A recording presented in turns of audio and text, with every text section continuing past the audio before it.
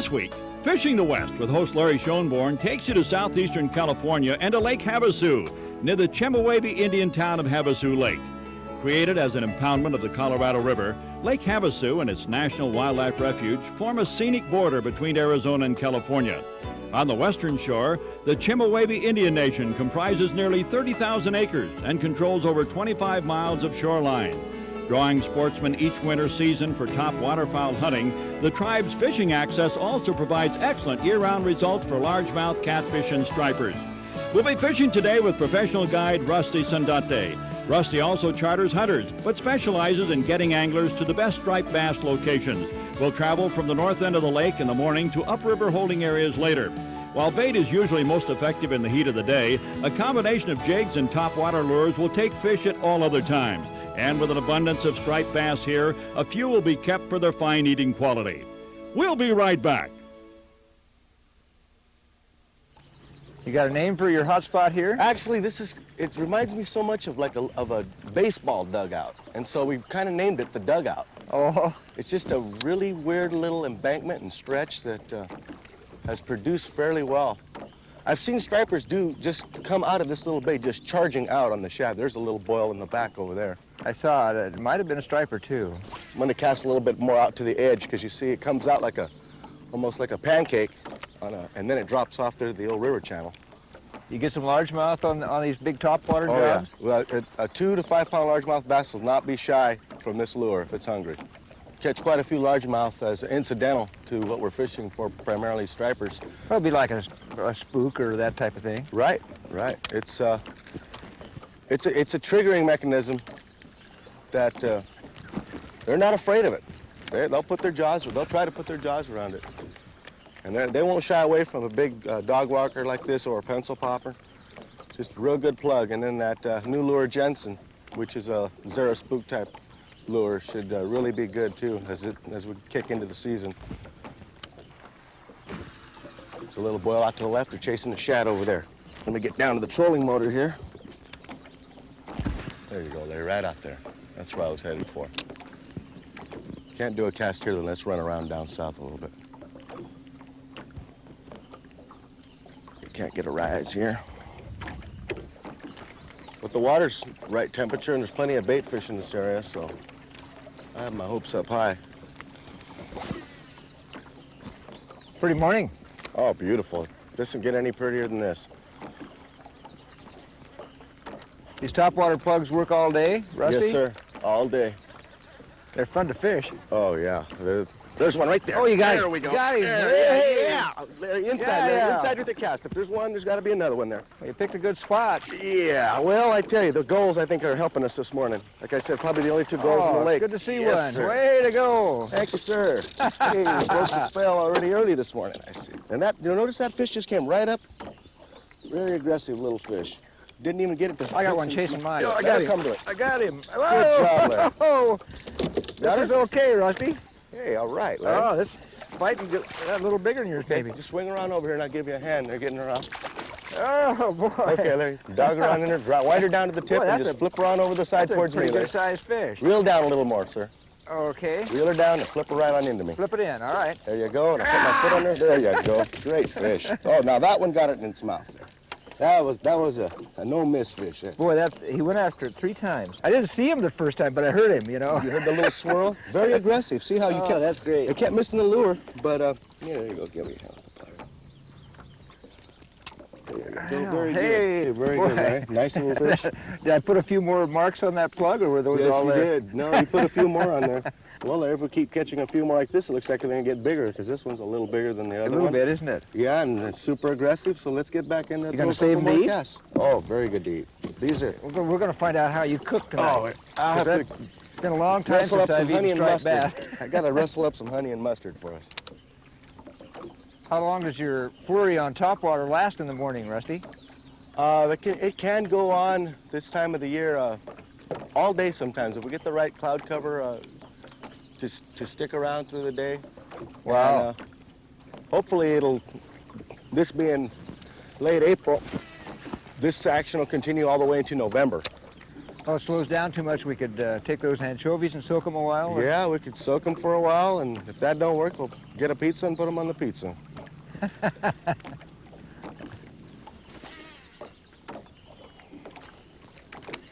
I didn't get very close to you that time, did I, Larry? No. Okay, I just kind of lobbed it out there. And then...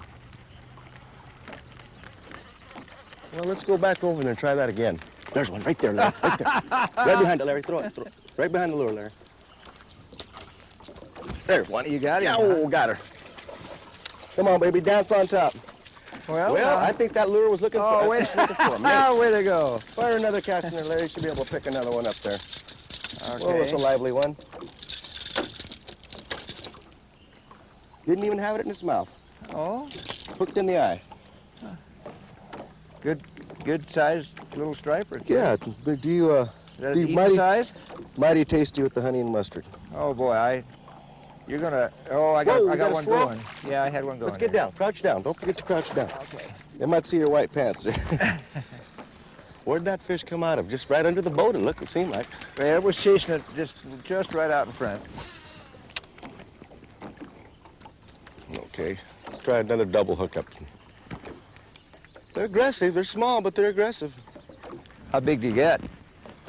Working these edges like we are right now, I've seen a fish last year come out of there that was about 17, 18 pounds. So There's you can one expect chasing mine. Oh, See, right there. Double hookup. There we go. Oh, you got a little bigger one than we're chasing Yeehaw, that's a mine. nice one. Boy, they're a bunch of fish in here. Another one right behind in the you. water there a little. That one's got a little tug. Let's get this one in. Hey, that was a nice one. That's now, this not is a bad. keeper. The ones that were after mine were small there. Yeah, I don't know, maybe the white belly on my dog walker that got it. Whoa, broke it, snapped the line. I'm gonna try that other one. Woo! Yeah, you could try a bucktail. How do I fish this jig, Rusty? Basically how we fish them is we throw them out as far as we can, pretty much pointing the rod tip almost right at the bucktail jig, just slightly above level. Okay. A steady retrieve. You may want to count it down to 1,003, to 1,005, and 1,007. You just keep your rod tip at just slightly under 45 degrees. Real steady and constant. If you want to reel fast, that's fine. I think I'll get it back on the outside, and that way we'll have this edge to work again when we There it is. There you go. You got him. Good fish. Yeah, I can tell by the bend in that rod. Right where I had that tick before. All right. Good job. I see a little color there. There you go. Bring it on down to the tip and swing around over to my left side here. Well, a jig fish. All right. Oh. Nice fish. Oh, yeah. About 2 pounds. That's a dandy. Look at Yeah. that. Oh, excellent fillets for the honey and mustard Beautiful. recipe that I got planned for this evening. Save them? Oh, definitely. Okay. We're gonna eat that one. Okay, well, I'm looking forward to that fish you're talking about. Oh, the honey and mustard recipe. Oh, just eating striper. I haven't eaten any for 7, 8 years, and they've got to be one of the best. Well, it's good. Just simply. We'll be back with pro guide Rusty Sandate after this.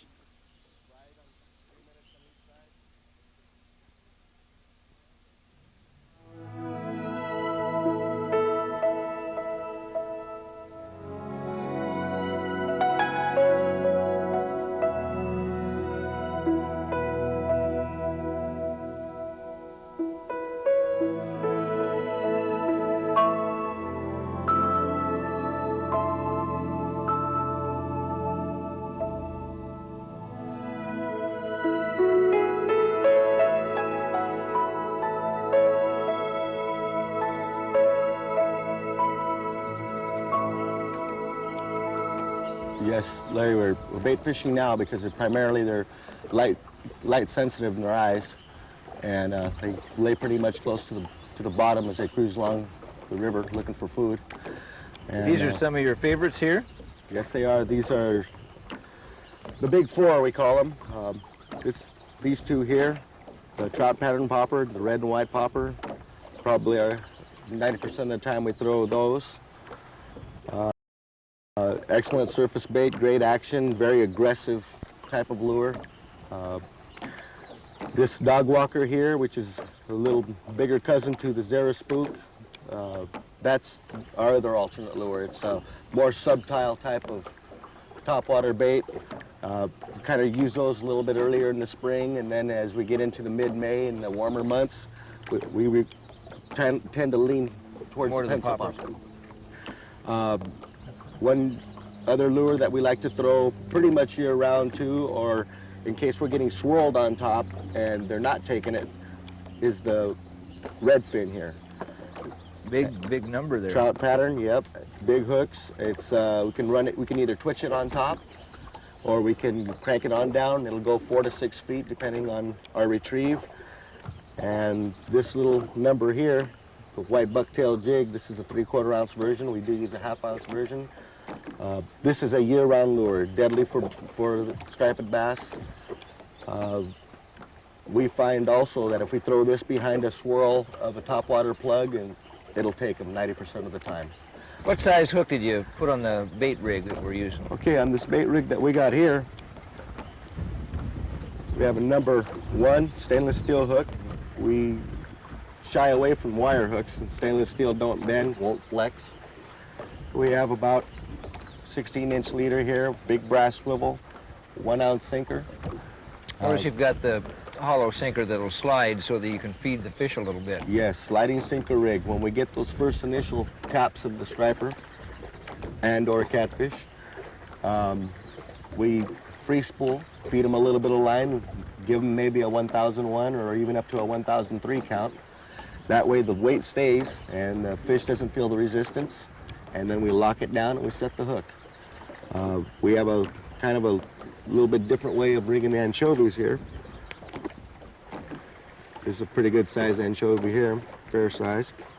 What we like to do, like to get them, cut them a little bit at an angle there. And I like to cut them at that angle because that way we kind of get a little bit into the innards there, and kind of leaks out a little bit of the juices and helps release a little bit more of the essence of the anchovy. I've learned the best way to hook these are just behind the eye, underneath. Right in the center And we there. come up right on top of the hard bony plate of the head, and that gives us a good hold. That way if we have to make a real hard cast into the wind, like as we're facing today, a little bit of wind, it'll hold on. Well, I better reel in and see if I lost my bait on that one that's been nibbling out Yep, you there. better, and I'm gonna get this one and cast it out.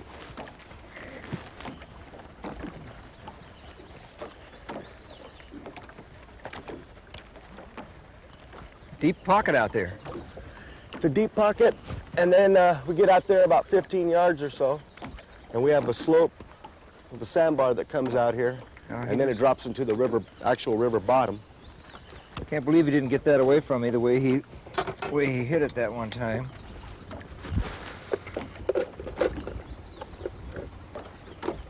It'd be fun to fish some of those coves you see along the way for largemouth. There's good cover for them there. Oh yeah, there's some fairly decent largemouth bass fishing now.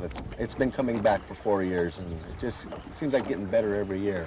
Hang on a second, I think I'm getting a bite. Yep. Hang on. Stay with him. Ready? 1,002. Got it. Hey, you got one. Good Hey. going. If I can just get up in time now.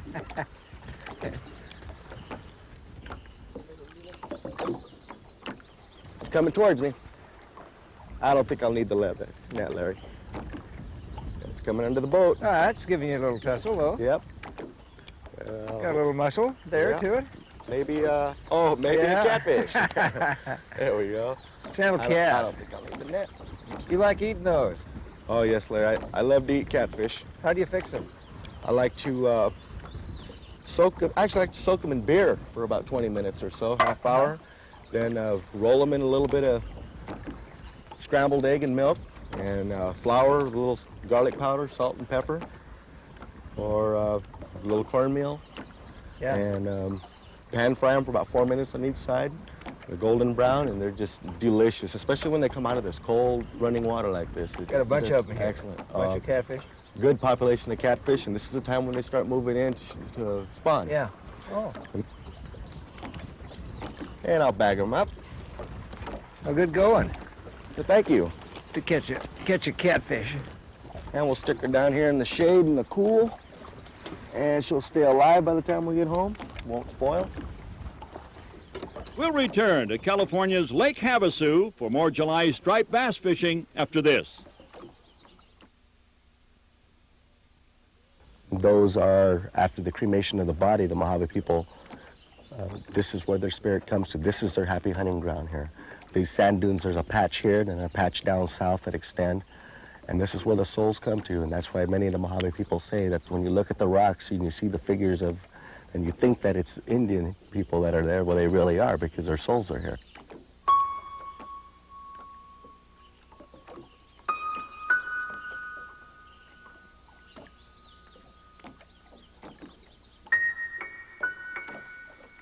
And this is just a really special section that has great cultural value to all of us Native Americans.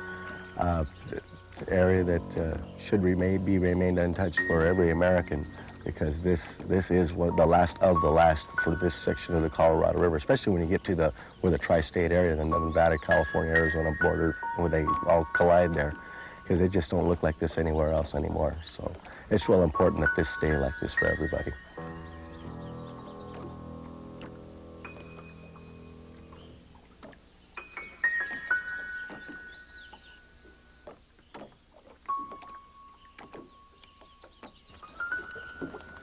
We'll have to come back to get some of that 112-degree weather you were talking about, Rusty. Yeah, Larry, it's really something. When it's that hot, we have a saying, when the weather's hot, the fishing's hotter. Best when it's real hot? Yep. They just go crazy. Their blood boils, I guess, just as well as ours. They get eating fever, and we get striper fever. They probably need to eat more when it's warmer. I think so. They burn up a lot of energy during the spawn. A lot of stress. That's what kills a lot of the big females, and that's what sets them off. So best time to come would be when? August, September? Third week of August on. Through October, or? Through October, yep. And early November can be very good. It's not much of a topwater bite by November. Mostly jigs. Every once in a while we get them to hit the spooks in, but your July, August, September, October is definitely topwater heaven. It's the time.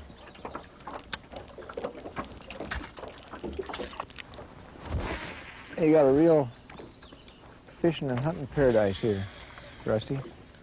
Well, thank you, Larry. We've worked hard at it and stuck with it and been real patient. And... I got one. Oh, all right, there you go. One boiled there. Keep it working, keep it. She wants it, he wants it, he wants it. There you go, Larry. There you go. Run again for it. Keep going. There you go, there you go. Hey, you got it. You worked her, you worked her. I like this. Oh, look at the colors coming off the last of the sunlight there. Hey, Hey, and again. Great. Oh, That's yeah. a pretty fish. I say, Larry, you did it right. Good Congratulations, shape, Mr. Shoremore. ah, That's excellent.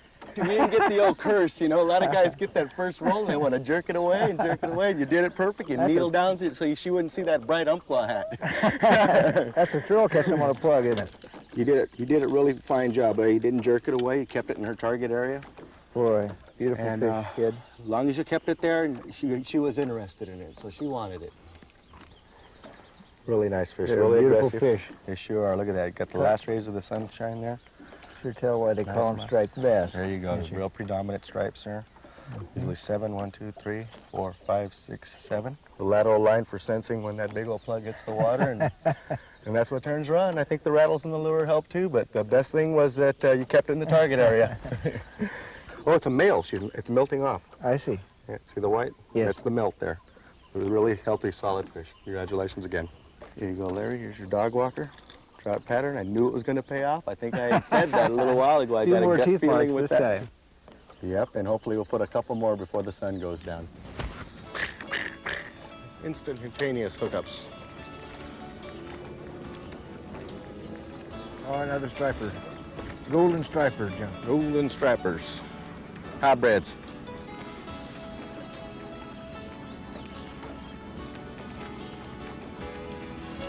We've got purposely fished for carp.